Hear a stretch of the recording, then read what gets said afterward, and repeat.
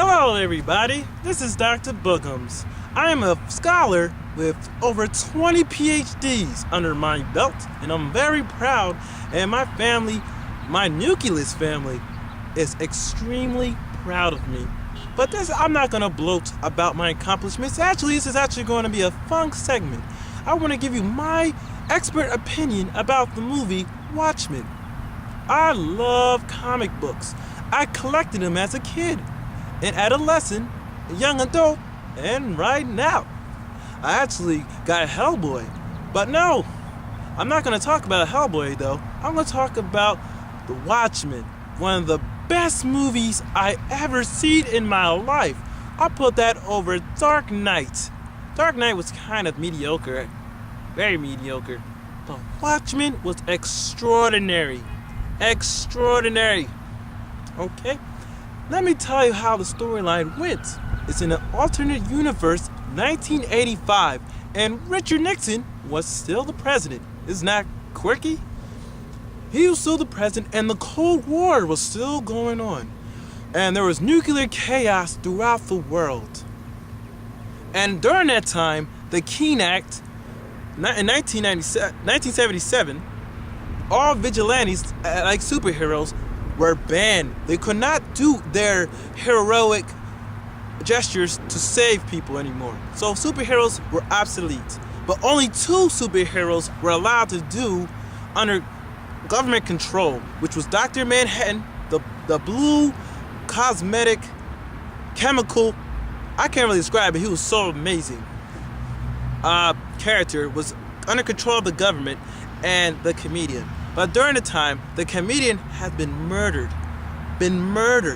by some unusual suspect. No one knew who it was, but he just got thrown out the window through this deep fall, and boom! He just died. And we don't know why. And other superheroes who was friends with the comedian, like Rorschach, wanted to find out what's going on because a lot of mass superheroes were being murdered.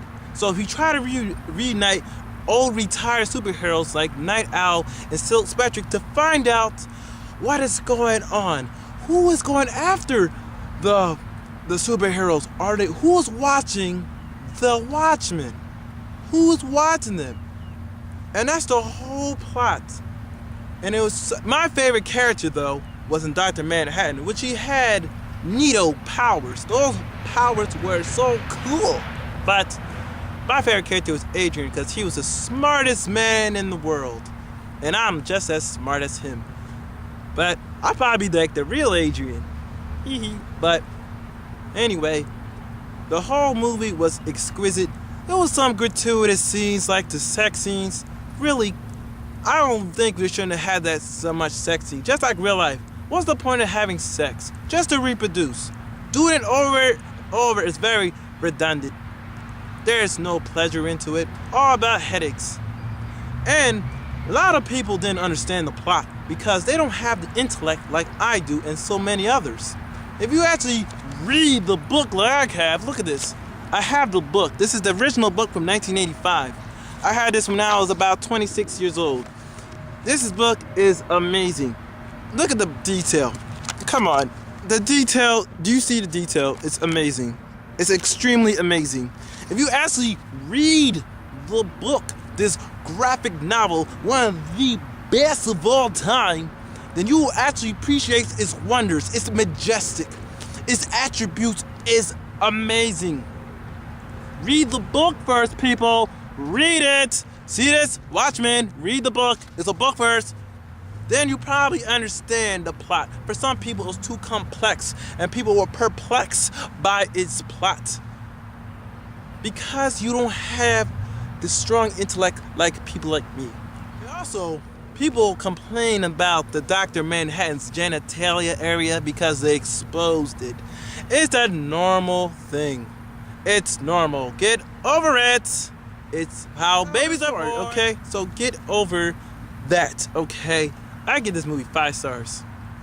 5 stars. I'll give it 6 stars.